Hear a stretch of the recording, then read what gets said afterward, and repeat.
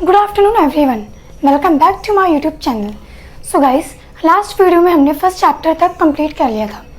आज की वीडियो में हम अपना सेकंड चैप्टर स्टार्ट करने जा रहे हैं, बिजनेस स्टडीज़ का क्लास 12 का, that is principles of management. Basically इस चैप्टर में हमें सारे प्रिंसिपल्स दिए गए हैं, तो हम वन बाय वन करके सारे प्रिंसिपल्स देखेंगे। सो आज का जो हमारा टॉपिक है वो है फायोल्स प्रिंसिपल्स ऑफ मैनेजमेंट। मैंने फायोल्स क्यों लिखा? क्योंकि इस चैप्टर में आपको दो साइंटिस्ट दिए गए हैं, एक फायोल और एक टेलर। तो आज हम फायोल्स के प्रिंसिपल्स के बारे में देखेंगे, पर वो भी आज पूरे नहीं, क्योंकि फायोल्स के टोटल 14 प्रिंसिपल्स हैं और आज हम सिर्फ 6 प्रिंसिपल्स को डिस्कस करेंगे। तो आइए देखते हैं कि फायोल्स ने कौन कौन से प्रिंसिपल्स दिए थे कि किसी भी ऑर्गेनाइजेशन के लिए। सो गाइस, सबसे फर्स्ट हमारा आता है division of work. So according to this principle, work should be divided into smaller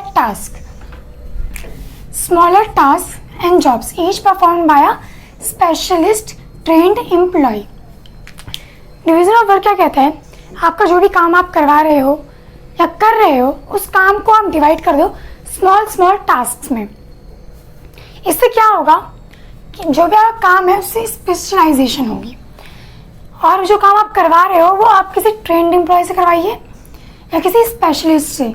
इससे क्या होगा कि आपका काम जल्दी होगा और टाइम पर होगा और इफ़िशिएंसी इंक्रीज होगी। अब डिवीजन ऑफ वर्क, काम को बांटना, लाइक जैसे किसी भी ऑर्गेनाइजेशन में finance, marketing, production, sales department होते हैं। यहाँ पे क्या करा गया है कि सबको काम बांट दिया गया है कि सेल्स डिपार्टमेंट से अपना काम करेगा, मार्केटिंग डिपार्टमेंट अपना काम करेगा, प्रोडक्शन डिपार्टमेंट अपना काम करेगा। तो क्या करा गया है कि हर ऑर्गेनाइजेशन में इसी तरीके से हर काम को डिवाइड कर देता है। बिकॉज अगर आप काम को डिवाइड नहीं करते हैं तो कोई कुछ भी कर रहा है, आपको समझ ही नहीं आएगा। किसी के पास बहुत सारा काम है, किसी के पास कुछ भी नहीं है, कोई हर चीज़ मैनेज कर रहा है तो कोई आराम से बैठा हुआ है। इससे क्या होगा? कन्फ्यूजन होगी। इसलिए क्या करना चाहिए? सबसे पहले हमें सारे काम को, हमारा जो भी काम है, जो भी हमारा गोल है, उसको डिवाइड कर दो छोटे छोटे टास्क में, जिससे कि हमारा काम जल्दी हो, टाइम पर हो। सेकेंड आता है हमारा अथॉरिटी एंड रिस्पॉन्सिबिलिटी। इस प्रिंसिपल को समझने के लिए सबसे पहले हमें अथॉरिटी एंड रिस्पॉन्सिबिलिटी का मतलब समझना चाहिए। Authority means the right to give order and obtain obedience. Authority जो ऑर्डर देता है, ऑर्डर कौन देता है? टॉप लेवल मैनेजमेंट जो होता है वो देता है। उसी के पास सारे पावर्स हैं, सारी जिम्मेदारियां उसी की होती हैं।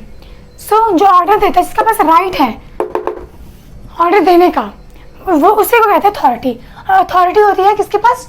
टॉप लेवल के पास। देन आती है responsibility. Responsibility means obligation to perform the job assigned on time. Responsibility, जो काम आपको दिया गया है वो आपकी जिम्मेदारी बनती है कि आप उस काम को टाइम पर कंप्लीट करें। उस काम में करने से आपको कोई भी दिक्कत होती है या कुछ भी होता है तो आपकी जिम्मेदारी बनती है, और वो काम पूरा होना चाहिए, वो रिस्पॉन्सिबिलिटी आपकी है।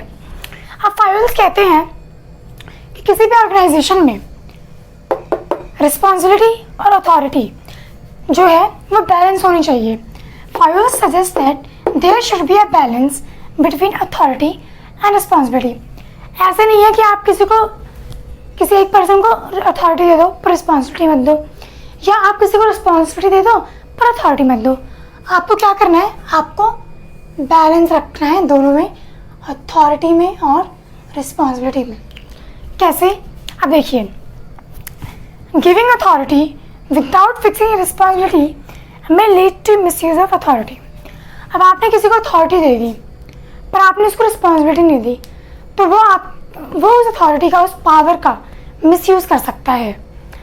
इसलिए अगर आप किसी को भी अथॉरिटी दे रहे हैं तो आप उसको इतनी रिस्पॉन्सिबिलिटी भी दीजिए सो दैट कि वो अपनी पावर्स का मिसयूज ना कर सके। फिर आता है responsibility. Like responsibility without adequate authority will make the subordinate ineffective. अब आपने किसी को रिस्पॉन्सिबिलिटी दे दी कि आपको ये काम करना है, लेकिन आपने उसको अथॉरिटी नहीं दी। लाइक एक पर्सन है एक ऑर्गेनाइजेशन में जिसको आपने काम दिया है कुछ भी मैन्युफैक्चर करने का, उसकी रिस्पॉन्सिबिलिटी है कि वो काम टाइम पर होना चाहिए, लेकिन आपने उसको अथॉरिटी नहीं दी। उसके पास ये अथॉरिटी नहीं है कि जब उसके पास मटेरियल कम पड़ रहा है तो वो जाके डिपार्टमेंट से निकाल सके, उसके पास अथॉरिटी ही नहीं है। तो अगर आपने उसे रिस्पॉन्सिबिलिटी दी है तो आप उसको उतनी अथॉरिटी दीजिए जिससे कि वो अपना काम पूरी तरीके से करे। अगर आप उसे मतलब अथॉरिटी नहीं दोगे तो उसका काम जो है पूरा नहीं होगा और वो क्या हो जाएगा, इनइफेक्टिव हो जाएगा। तो अथॉरिटी एंड रिस्पॉन्सिबिलिटी में सिर्फ इतना ही। अथॉरिटी वो जिसके पास राइट्स है ऑर्डर देने का, रिस्पॉन्सिबिलिटी आपकी रिस्पॉन्सिबिलिटी है कि जो काम आपको दिया गया है वो टाइम पे होना चाहिए। फिर दोनों में बैलेंस होना चाहिए अथॉरिटी और रिस्पॉन्सिबिलिटी में। ये नहीं कि आपने किसी को अथॉरिटी दे दी, रिस्पॉन्सिबिलिटी नहीं दी, रिस्पॉन्सिबिलिटी दे दी पर अथॉरिटी नहीं दी। फिर अथॉरिटी बिना गिविंग अथॉरिटी दे देना बिना किसी रिस्पॉन्सिबिलिटी के, उससे मिसयूज हो सकता है। और रिस्पॉन्सिबिलिटी दे दी आपने पर अथॉरिटी नहीं दी, इससे क्या है, जो आपका सबॉर्डिनेट, जो आपका एम्प्लॉई है, उसका काम पूरा नहीं होगा और वो इनइफेक्टिव हो जाएगा। नेक्स्ट आता है डिसिप्लिन। बहुत ईजी है। Discipline is the obedience to organizational rules and employment agreement which are necessary for the working of the organization. आप किसी भी ऑर्गेनाइजेशन में जाते हैं तो वहाँ कुछ रूल्स होते हैं कि आपको 8 बजे आना है या 9 बजे आना है, 6 बजे से पहले आप जा नहीं सकते, 2 बजे आपका लंच होगा, आप ऐसे बाहर बीच में काम करते हो बाहर नहीं जा सकते, फ़ोन यूज़ नहीं कर सकते। लाइक वही डिसिप्लिन आपको मेंटेन करके रखना है ऑर्गेनाइजेशन में जो कि आपको दिए गए हैं। Organization rules and employment agreement, जो एग्रीमेंट आपके साथ बनाया गया था आपको उसको फॉलो करना है, डिसिप्लिन में रहना है। जो भी रूल्स हैं, जो भी ऑर्गेनाइजेशन के रूल्स हैं, आपको उनको फॉलो करना है। ठीक है, डिसिप्लिन में सिर्फ इतना ही। नेक्स्ट आता है आपका यूनिटी ऑफ कमांड। फाइल्स कहते हैं कि there should be a one and only one boss for every individual employee. Dual subordination should be avoided. एक एम्प्लॉय के ऊपर एक ही बॉस होना चाहिए। अगर एक एम्प्लॉय के ऊपर 2 बॉस होंगे उससे क्या होगा, दोनों से इंस्ट्रक्शंस देंगे। जो एम्प्लॉय है वो कंफ्यूज होगा कि उसका पहला ऑर्डर पूरा करूं या उसकी इंस्ट्रक्शंस को फॉलो करूं। इससे क्या होगा, उसे कंफ्यूजन होगी, उसका काम पूरा नहीं होगा। लाइक अब आप, जैसे मैं आपको एग्जांपल दूं, आपके स्कूल में आप क्लास में बैठे हो, आपको इंग्लिश वाले टीचर ने कहा कि लो रजिस्टर मेरा इसी वक्त इसे रख कर आओ ऑफिस में। वहीं से आपके मैथ्स के टीचर आ गए, उन्होंने कहा ये लो मेरी बुक और इसको मेरे रूम में रख कर आओ, मैथ्स रूम में, और दोनों का काम एट द सेम टाइम होना चाहिए। तो अब आप कन्फ्यूज होगे कि मैं उधर जाऊँ, किसका काम पूरा करूँ। इससे क्या होगा, आप ना उनका काम पूरा कर पाओगे इंग्लिश वाले का, नहीं आप मैथ्स वाले का काम पूरा कर पाओगे। ऐसे अगर ऑर्गेनाइजेशन, ऐसे ही क्या होता है ऑर्गेनाइजेशन में, अगर हम उसका एग्जाम्पल लें तो जैसे एम्प्लॉय को फाइनेंस डिपार्टमेंट ने बोला कि आप 5% का डिस्काउंट दीजिए सेल्स को इंक्रीज करने के लिए, पर वहीं पर मार्केटिंग डिपार्टमेंट ने कहा नहीं 5% नहीं, आपको 10% देना है। अब आप दोनों में कंफ्यूज हो गए कि मैं मार्केटिंग की बात सुनूं या फाइनेंस की बात सुनूं, तो आप किसी का काम भी पूरा नहीं कर पाओगे, ऊपर से आप कंफ्यूज हो जाओगे। तो फाइल्स कहते हैं कि हर इंडिविजुअल के ऊपर एक ही बात होना चाहिए, वही से इंस्ट्रक्शन देगा, उससे ऑर्डर देगा, और वो इंडिविजुअल सिर्फ उसी एम्प्लॉय की बात सुनेगा, उसी के ऑर्डर्स को फॉलो करेगा, उसी के इंस्ट्रक्शंस को मानेगा। तो there should be only one and only one boss for every individual employee. Dual subordination should be avoided. Next आता है हमारा unit of direction. All the units of an organization should be moving towards the same objective through coordinated and focused efforts. Unit of direction कहता है कि आपके organisation का जो भी गोल है, सभी एम्प्लॉय, सभी वर्कर्स, जितने भी वर्कर्स काम कर रहे हैं, उन सबका जो डायरेक्शन होनी चाहिए उसी के थ्रू होनी चाहिए।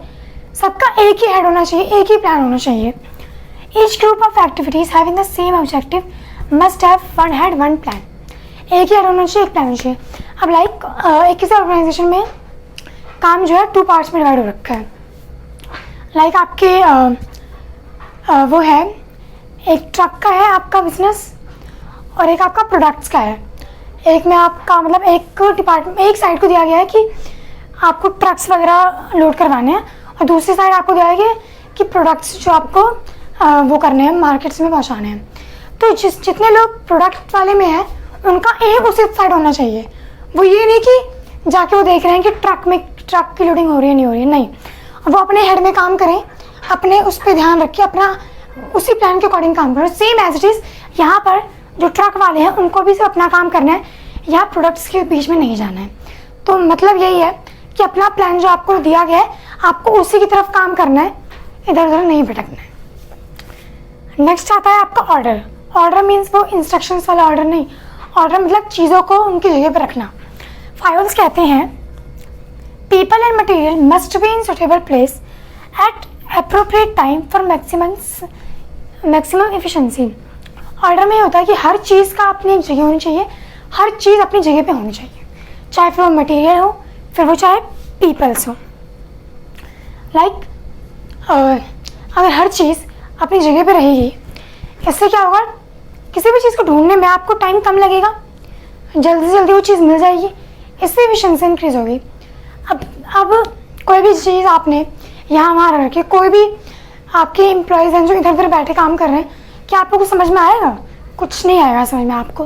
तो ऑर्डर में यही है कि आपको चाहे वो मटेरियल हो, फिर वो चाहे पीपल हो, दोनों की बात हो रही है यहाँ पे, मटेरियल की भी और पीपल की भी, उन दोनों को एक प्रॉपर प्लेस में रखना है, सही से रखना है, ढंग से रखना है, जिससे ज़रूरत पड़ने पर किसी भी चीज़ को यूज़ कर लिया जाए। लाइक स्कूल में, क्लासरूम में, अब प्रिंसिपल ऑफिस में, प्रिंसिपल ऑफिस में ही बैठते हैं, टीचर्स स्टाफ रूम में ही बैठते हैं, और बच्चे अपने क्लासरूम में बैठते हैं। अब यहाँ पर आके प्रिंसिपल स्टाफ रूम में बैठने लग जाए, स्टाफ रूम के जो टीचर्स हैं वो स्कूल क्लासरूम में बैठने लग जाए बच्चों के, तो किसी को बहुत ज़रूरी है, तो क्या आपको समझ में आएगा? अगर आपको प्रिंसिपल से बात करनी है, आप प्रिंसिपल को तो पूरे स्कूल में ढूंढते रहोगे, इसलिए क्या बनाया जाता है, प्रिंसिपल ऑफिस बनाया जाता है, टीचर्स के लिए स्टाफ रूम बनाया जाता है, जिससे उनकी जो है प्रॉपर प्लेसिंग हो जाती है। तो लाइक वैसे ही हमारे ऑर्गेनाइजेशन में भी मटेरियल का भी और पीपल का भी एक सुटेबल प्लेस होना चाहिए कि जब जिसकी ज़रूरत है वो उनसे आके कोऑर्डिनेट कर सके। सो इस वीडियो में हमने सिर्फ 6 प्रिंसिपल्स देखे: division of work, authority and responsibility, discipline, unity of command, unity of direction and order. 14 principle हैं, आपको उन्हें सीक्वेंस में याद करने की ज़रूरत नहीं है, आप कैसे भी याद कर सकते हैं, ठीक है। सो आज की वीडियो में इतना ही। आई होप कि आपको समझ में आया होगा। Thanks for watching.